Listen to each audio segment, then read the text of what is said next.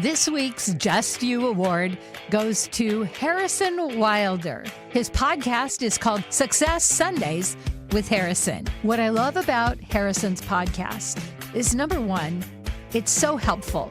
Number two, he speaks in a way that makes me feel seen and heard. I don't hear him say you guys or everybody. He says, have you thought about this? Or did you know? And it always makes me feel as though I'm the only person in the room. And I'm sure if I feel that way, others do too. Congratulations, Harrison, on helping us feel like we matter, helping us feel seen and heard by talking as though you're talking to just one person. It really does make a difference. Congratulations and good luck with your new podcast. If you have been thinking or saying, I want to do a podcast, but then immediately you think, I'm not techie. I hate my voice. Who would listen? What would I say? If you are a woman over 40, you have things to say. And with my course, the Podpreneur Blueprint, you can get a podcast up and running within a week if you'd like. If you're not techie, don't worry. I give you options of how to find someone that can help you. We are not islands. We don't do this alone. If not now, when? Because on New Year's, when you make that new resolution, this year, I'm going to think about this. You could be saying, this year I did, and I have 52 episodes. You can do this. Learn all about podcasting with the Podpreneur Blueprint System. Go to www.coachlori.com and get your flash sale today. Somebody's praying for an answer, and you have it. Will you say yes? Go to www.coachlori.com. That's L-A-U-R-I-E. To ask themselves the question, what are you awakening to? What is stirring within you that you feel like, I need to really investigate this? Has your life, your dreams been interrupted? Good news. It is possible to reinvent our lives. People are doing it every day, and some are brave enough to share the struggles, disappointments, and challenges. If you are looking for a new beginning, a do-over, or to rediscover your passion, maybe even find a new one, then grab a cup of coffee and let's talk. Interrupted, Act 2, Reinventing Your Legacy, with your host, Coach Lori. Kristi Olson, her podcast, actually YouTube, is The Awakened Heart. Welcome. Thank you. I'm so excited to be here. So how long have you had your YouTube channel? For quite a few years with this new podcast.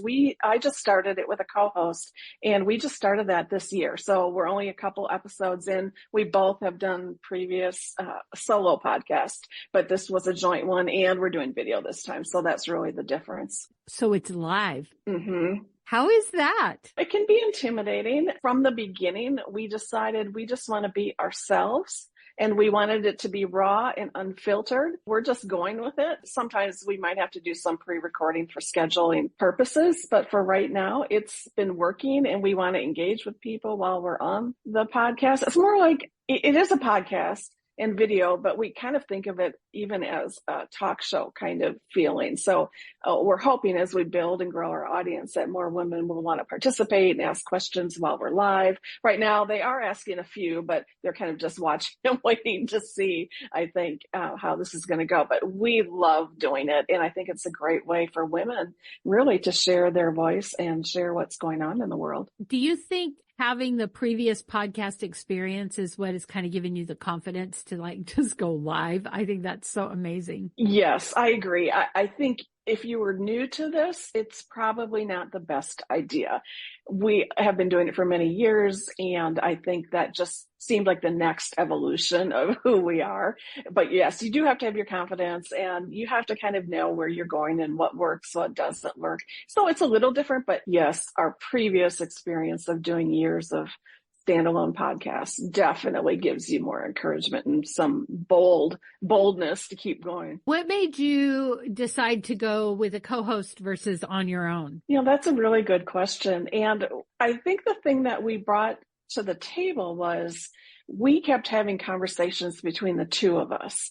And we thought, these conversations need to be heard, and we could each have our own, but there's something about creating sacred space with another person. And you can feel the energy, and just like you and I are doing, sometimes it's hard.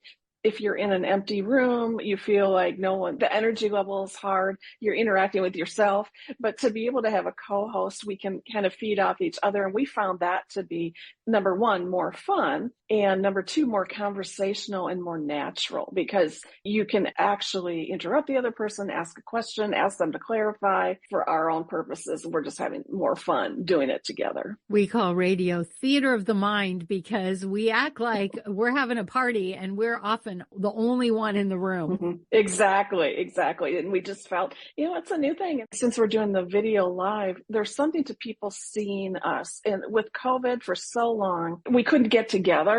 And that doesn't mean that you couldn't see us on screen, but there was something about, can we get together and do this? Because I want people to see us. We're real people. It's not just the voice behind the microphone, even though I love radio. And I think that there's a place for all of these platforms. And this is just where we feel we need to be right now. Another question I have about the YouTube live, once it's live, then you save it. So if people can't catch you live, they can go back and watch. Correct. They can always watch the recorded episode and the interesting thing is we tend to have more comments when people watch the replay. For some reason, they watch the live and they're really absorbed in it, which is good. And then they kind of think and ponder, and then later, we might get a comment a week later. And I think that's kind of interesting. It gives people kind of time to marinate. So we definitely, the replays, and not everyone's on the same schedule. We're all across the world. So it's important that we do have the replays. And do you do it the same time, same day, every week? Yes, and it's bi-monthly. So we do the first and third Sunday, same time, 8 p.m. Eastern. And that has been just kind of where we lock in. And then we hope that as we move forward, women will get, if I want to go live, it's the first and third Sunday, so they can schedule it. Now, I know with podcasting, how we count is with downloads, but YouTube is different. How do the analytics work? Is it how long people listen or how many people? Well, I think it's both. And to be honest, we're still working. We just hired someone in to help us with that because it's all new territory for us. So you're right. When I did my solo podcast, you do look at how many people listened, and how many downloads, but it is views. The interesting thing is it's hashtags. We put not just keywords, but hashtags in the description. And that's how women have been finding us. And that's new. I didn't do that as much for the podcast on the regular without the video, but now on YouTube, it is a little bit of a different animal. And so we're trying to make sure we have hashtags and the right keywords on there, get the viewership up because it is definitely views, but we do track how long they stay on. And most people so far, they are watching through the whole thing. So that's good. That really is good. I use hashtags and I still don't understand them. Could you say more about hashtags and keywords?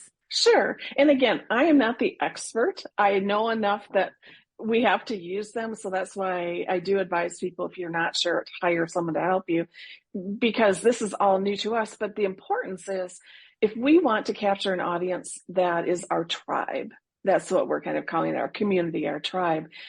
A lot of people are searching for keywords like for us, it's spirituality or divine feminine, or spiritual advisor, Christian women, whatever that might be. And that is so important because in this world of too much information, if we just leave it out there without using keywords or hashtags, I think it's going to take much longer for people to find us. Whereas everyone, and even I'm older, the younger generation, that's my kids, that's all they do is search for stuff on YouTube. They literally put in how to fix my toilet. Or whatever, and then they see what kind of videos are going to come up. That generation especially is putting in those keywords because they want to find stuff instantly. They want exactly what they want. So we are trying to be very specific in curating those keywords and those hashtags, just so when people do search, they can find exactly what they're looking for. That is so good and so powerful, because you talk about spirituality. We love the law of attraction. We would rather have people find us, come to us, than have to chase them down. Who is your perfect audience? Who are you talking to? We are definitely talking to women. We are primarily talking to women who may have come out of a Christian background or still are Christian, or I would say Judeo-Christian spiritual background.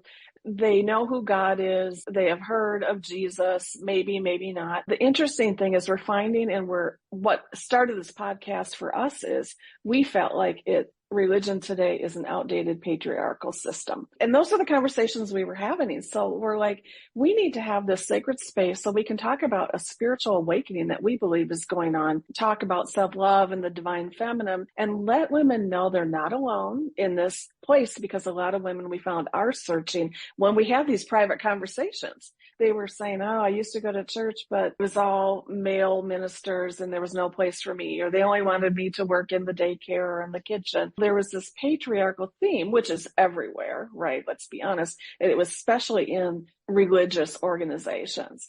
And so a lot of women left because their talents weren't appreciated. So now they're coming back, though. They want that spirituality. They want the life that they had to embrace who they are and create their own unique spiritual path. And that's what we want to empower women. So our audience is really how to empower women to embrace their feminine essence and still answer the call that they believe God has given them for their purpose and their life. And however they want to define God, we don't want to put him, her, she in a box. So we have conversations like, is God a woman? Is God a man? Is God non-binary?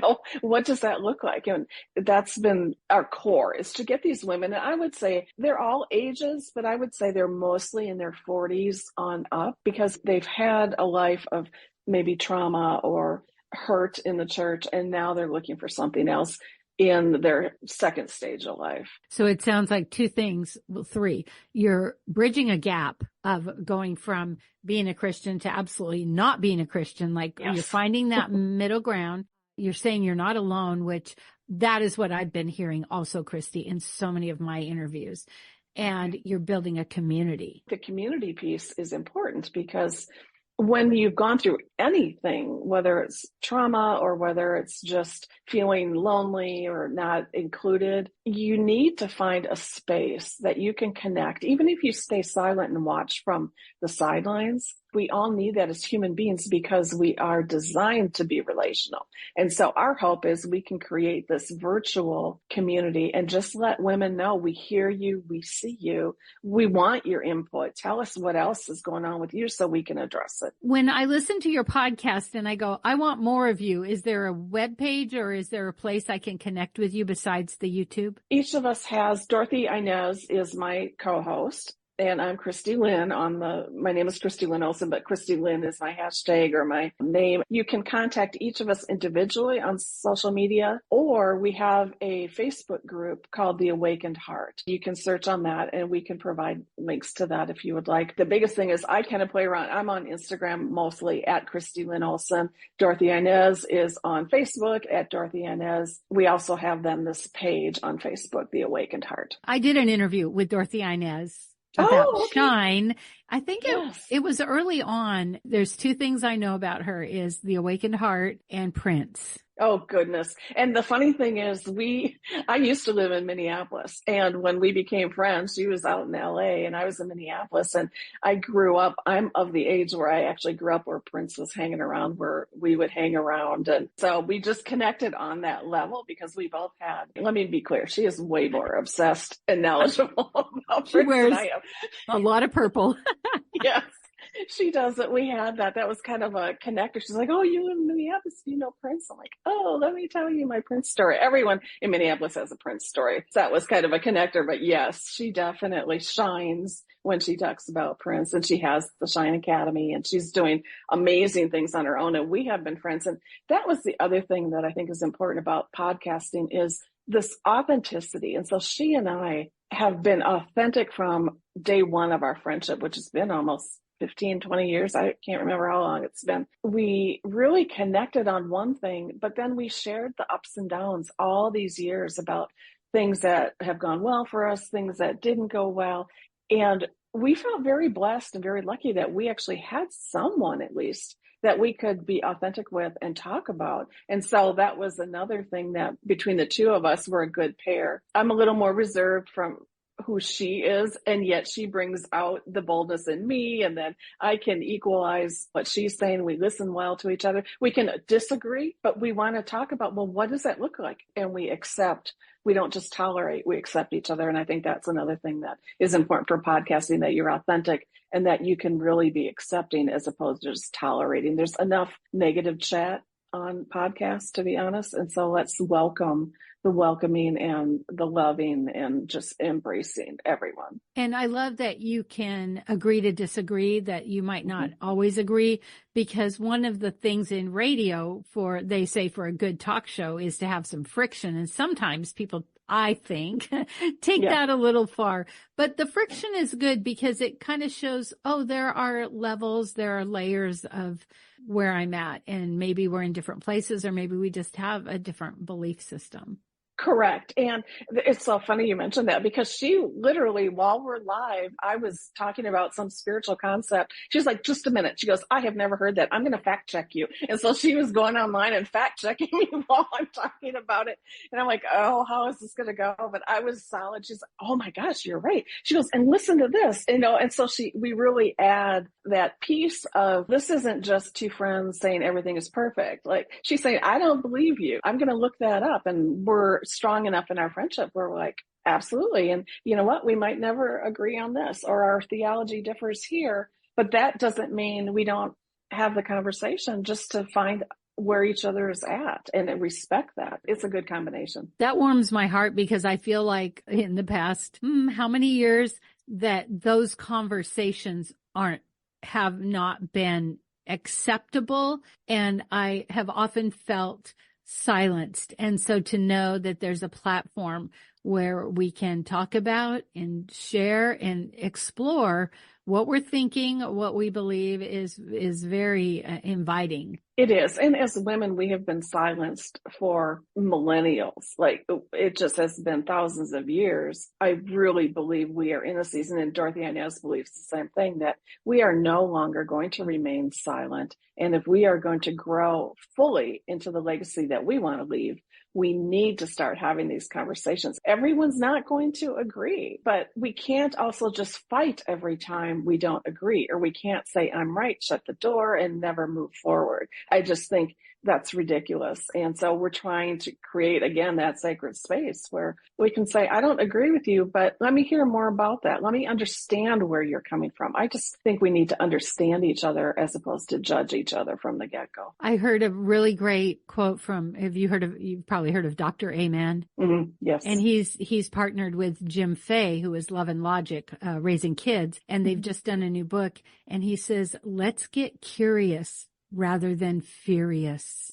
Oh, I love that. That's exactly what I was just talking about. Yes. It really is creating that space. We're talking with Kristi Lynn Olson, and she is a co-host with Dorothy Inez with the podcast, which is a YouTube channel, actually, The Awaken Heart. Kristi, what is it that you really want people to know, whether it's about YouTube podcast or just about The Awakened Heart? I think what I really want people to know is to ask themselves the question, what are you awakening to? Like, what is stirring within you that you feel like, I need to really investigate this, and to ask the question, and then to live in the question and understand that it's okay to maybe shift and change your thinking, because that's how we grow. And, it's not just in spiritual matters, even though that's clearly where Dorothy Inez and I are coming from. But if there's anything that you think needs to shift in your life, as we get older, we tend to be very complacent. And so I think we're trying to challenge women specifically. What are you awakening to? How can you just not get lost in the same old, but start really defining yourself and start really looking for, why am I even doing this? Because there are things we do out of habit.